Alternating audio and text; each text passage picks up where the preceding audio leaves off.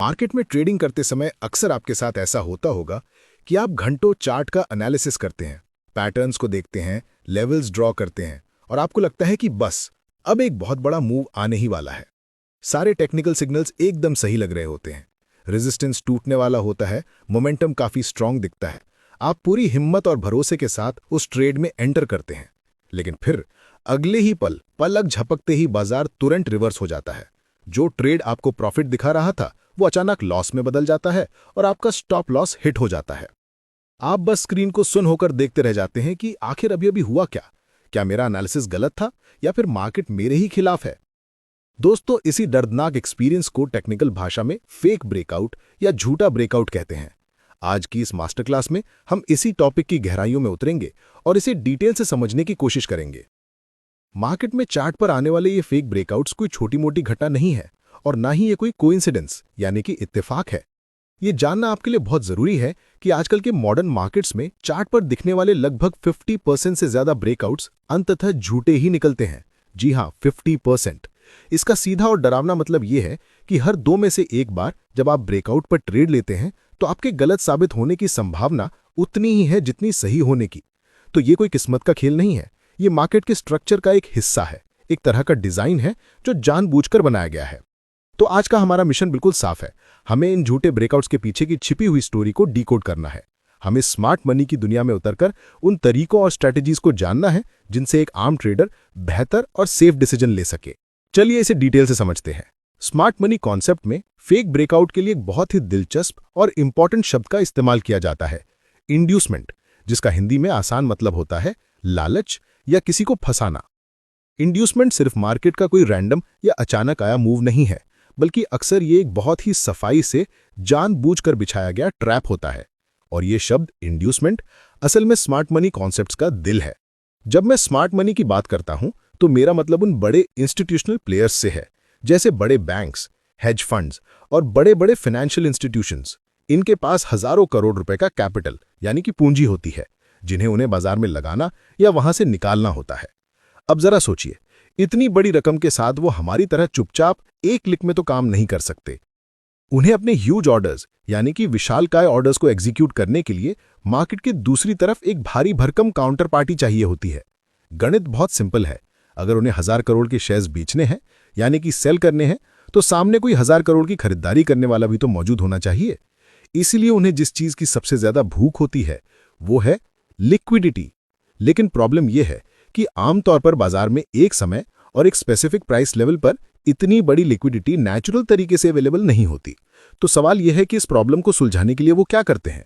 जवाब यह है कि वो लिक्विडिटी का इंतजार नहीं करते, बल्कि वो लिक्विडिटी को चार्ट पर इंजीनियर करते हैं, उसे क्रिएट करते हैं। इसका मतलब क्या हुआ? लिक्विडिटी क्रिएट करने का मतलब है कि वो रिटेल ट्रेडर्स को उस लेवल पर खरीदने या बेचने के लिए मजबूर करते हैं। एक तरह से हाँ, वो प्राइस एक्शन के जरिए चार्ट पर ऐसा माहौल और ऐसा लालच बनाते हैं जहां रिटेल ट्रेडर्स खुद ब खुद खरीदने या बेचने के लिए कूद पड़ते हैं।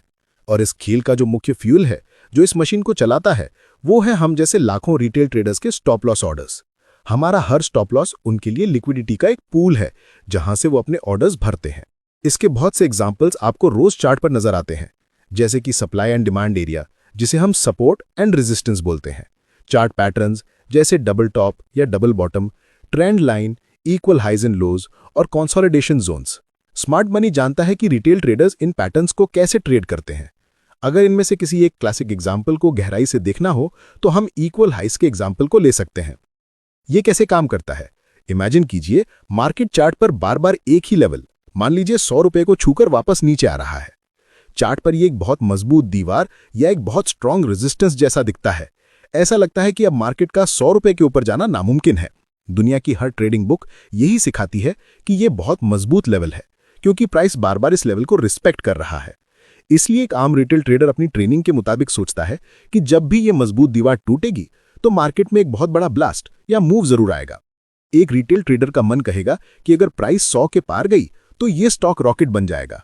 इसलिए वो इसके ऊपर खरीदने का बाय स्टॉप ऑर्डर लगाते हैं और अपनी सेफ्टी के लिए 100 के ठीक नीचे, मान लीजिए 90 रुपए पर अपना स्टॉप लॉस लगाते हैं। अब स्मार्ट मनी को यह सब कुछ अपने चार्ट्स पर साफ साफ दिख रहा है। उनके लिए वो 100 रुपए का लेवल एक दीवार नहीं है जिससे उन्हें टकराना है, बल्कि वो एक ट्रेजर यानी कि खजाना है जिसे उन्हें लूटना है। उन्हें पता है कि 100 रुपए की ठीक ऊपर यानी कि ब्रेकआउट ट्रेडर्स के बाय ऑर्डर्स, और ठीक नीचे यानी कि शॉर्ट सेलर्स के स्टॉप लॉसेस का एक बड़ा स्टॉक पाइल यानी कि भंडार जमा है। तो वो जानबूझकर प्राइस को 105 या 110 तक ढकेलते हैं। और यहीं पर रिटेल ट्रेडर की साइकोलॉजी उनके खिलाफ काम करने लगती है। फोमो यानी कि फियर ऑफ मिसिंग आउट उन पर पूरी तरह हावी हो जाता है। जैसे ही कीमत 105 के पार जाती है, रिटेल ट्रेडर्स को लगता है कि ये मौका उनके हाथ से निकल रहा है। वो लॉजिकल सोचना बंद कर देते हैं और बिना सोचे समझे उस ट्रेड में एंट्री लेने के लिए कूद पड़ते हैं। इससे दो चीजें एक साथ होती हैं जो स्मार्ट मनी के लिए परफेक्ट सिचुएशन बनाती है। पहला तो नए बायर्स फोमो के कारण फ्रेश लॉन्ग पोजीशंस बनाते हैं यानी कि बाय ऑर्डर्स, और दूसरा जिन लोगों ने ये सोचकर 100 रुपए के लेवल पर शॉर्ट किया था कि कीमत गिरेगी, उनके स्टॉप लॉस यानी कि जो असल में बाय ऑर्डर्स होते हैं वो हिट हो जाते हैं। तो अचानक मार्केट में बहुत सारे बाय ऑर्डर्स की बाढ़ आ जाती है। यही वो लिक्विडिटी है जिसका स्मार्ट मनी को बेसब्री से इंतजार था। अब वो अपने हजारों करोड़ के सेल ऑर्डर्स को उस बढ़ी हुई बाइंग डिमांड में आसानी से डंप कर सकते हैं, और जैसे ही उनके सेल ऑर्डर्स पूरे होते हैं, कीमत को तेजी से नीचे अपनी असली डायरेक्शन में ले जाते हैं। बेचारे रिटेल ट्रेडर्स टॉप पर फंसे रह जाते हैं। ये मार्केट को देखने और सोचने का बिल्कुल अलग तरीका है। हम अक्सर उस रेजिस्टेंस को एक हर्डल की तरह देखते हैं, जबकि स्मार्ट मनी उसे एक अपॉर्चुनिटी की तरह देखता है। वो चार्ट पर एक बहुत ही साफ सुथरा, अट्रैक्टिव दिखने वाला सेटअप तैयार करते हैं, ये जानते हुए कि हम उस पर रिएक्ट करेंगे। लेकिन वो सेटअप ही असल में एक पिंजरा या ट्रैप होता है। उनका मकसद रिटेल ट्रेडर्स को पर्सनली नुकसान पहुंचाना नहीं है, बल्कि अपने बड़े ऑर्डर्स को पूरा करने के लिए एक सही लेवल पर रिटेल ट्रेडर्स की भीड़ को इकट्ठा करना है। और ये इंड्यूसमेंट कैंडल यानी कि फेक ब्रेकआउट उन्हें ठीक यही करने में मदद करती है। शिकारी चाहे कितना भी होशियार क्यों ना हो, जंगल में चलते वक्त उसके पैरों के निशान रह ही जाते हैं। और ट्रेडिंग में फेक ब्रेकआउट का सबसे पहला और सबसे बड़ा क्लू तो हमें कैंडल स्टिक की बनावट में ही मिलता है। एक बहुत आम और डेंजरस गलती जो ट्रेडर्स करते हैं वो है ब्रेकआउट कैंडल के पूरा यानी क्लोज होने का वेट नहीं करना। यहां पर फिर से वही दुश्मन फोमो हावी हो जाता है। ट्रेडर को लगता है अगर मैंने कैंडल के बंद होने का वेट किया और प्राइस और ऊपर चली गई तो मुझे महंगा खरीदना पड़ेगा और मेरी जिंदगी का सबसे बड़ा जैकपॉट हाथ से निकल जाएगा। स्मार्ट मनी इसी ह्यूमन वीकनेस और साइकोलॉजी पर खेलती है। होता यह है कि जैसे ही चार्ट पर प्राइस किसी इंपॉर्टेंट लेवल को क्रॉस करती है, ट्रेडर एक्साइटमेंट में कूद पड़ते हैं। उस वक्त लाइव मार्केट में कैंडल बड़ी, हरी और बहुत बुलिश दिख रही होती है, लेकिन खेल का असली हिस्सा अभी बाकी होता है। जैसे ही उस कैंडल के बंद होने का समय करीब आता है, सेलर्स यानी स्मार्ट मनी पूरी ताकत से हावी हो जाते हैं और प्राइस को वापस उस लेवल के नीचे धकेल देते हैं। रिजल्ट क्या होता है?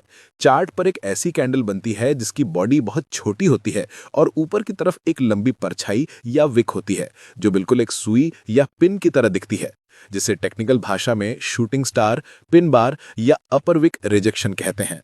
ये लंबी विक इस बात का चीख चीख कर प्रूफ देती है कि यहाँ बायर्स ने कोशिश तो की थी, लेकिन उनकी कोशिश को बुरी तरह से रिजेक्ट कर दिया गया है और अब कंट्रोल सेलर्स के हाथ में है। तो फिर एक असली और भरोसेमंद ब्रेकआउट की कैंडल कैसी दिखनी चाहिए?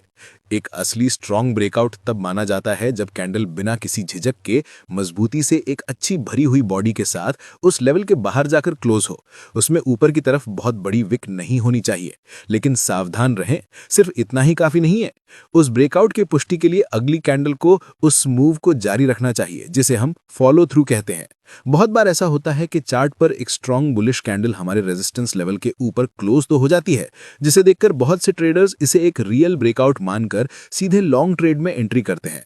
मगर अगली ही कैंडल ऊपर जाने के बजाय सीधे नीचे चली आती है और पिछली ग्रीन कैंडल को पूरा निगल जाती है, यानी इनगल्फिंग, जिससे सभी ट्रेडर्स के स्टॉप लॉस तुरंत हिट हो जाते हैं। इसलिए ब्रेकआउट कैंडल की क्लोजिंग के साथ साथ फॉलो थ्रू कैंडल कैसे बनती है, इसे देखना कंपलसरी है। अगर नेक्स्ट कैंडल की क्लोजिंग ब्रेकआउट कैंडल के 50% हिस्से के नीचे हो जाती है तो ये खतरे की घंटी है और बायर्स के कमजोर होने का क्लियर सिग्नल है। ये तो हुई कैंडल स्टिक की कहानी, लेकिन सिर्फ कैंडल को देखना अधूरी पिक्चर देखने जैसा है। किसी भी ब्रेकआउट की सच्चाई पर रखने के लिए हमें मनी फ्लो देखना होता है, यानी वॉल्यूम। अगर स्मार्ट मनी शिकारी है तो वॉल्यूम उसके पैरों के गहरे निशान हैं जिन्हें मिटाया नहीं जा सकता। वो बिना शोर मचाए इतना बड़ा मूव नहीं कर सकते।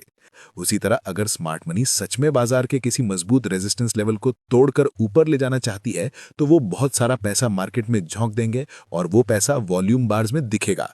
एक असली ब्रेकआउट हमेशा हाई वॉल्यूम के साथ होना चाहिए। अब सवाल आता है, हाई वॉल्यूम से मतलब कितना हाई? इसका कोई फिक्स नंबर नहीं है, ये हमेशा कंपैरेटिव यानी तुलनात्मक होता है। हमें देखना होता है कि क्या ब्रेकआउट के समय का वॉल्यूम पिछले 10 या 20 कैंडल्स के एवरेज वॉल्यूम से काफी ज्यादा है। अगर वॉल्यूम टावर बाकी टावर्स से ऊंचा है तो ये एक अच्छा संकेत है कि इसमें बड़े खिलाड़ियों का पैसा लगा है। लेकिन अगर एक बड़ी बुलिश ब्रेकआउट कैंडल बन रही है और नीचे वॉल्यूम बिल्कुल सूखा पड़ा है यानी लो वॉल्यूम है, तो वो ब्रेकआउट भरोसे के लायक नहीं है। इसका सीधा मतलब है कि बड़े खिलाड़ियों ने उस मूव में हिस्सा नहीं लिया है और ये सिर्फ एक छलावा हो सकता है। कहानी यहीं खत्म नहीं होती। अक्सर एक असली ब्रेकआउट के बाद एक रीटेस्ट भी होता है और ये हिस्सा एक समझदार ट्रेडर के लिए बहुत क्रूशियल है। ब्रेकआउट के बाद प्राइस अक्सर उस लेवल को दोबारा चेक करने या टेस्ट करने वापस आती है कि क्या वो लेवल अब सपोर्ट का काम करेगा। एक स्वस्थ और मजबूत ब्रेकआउट का सिग्नल ये है कि जब प्राइस वापस नीचे आ रही हो यानी पुल बैक, तो इस रीटेस्ट के दौरान वॉल्यूम बहुत कम होना चाहिए।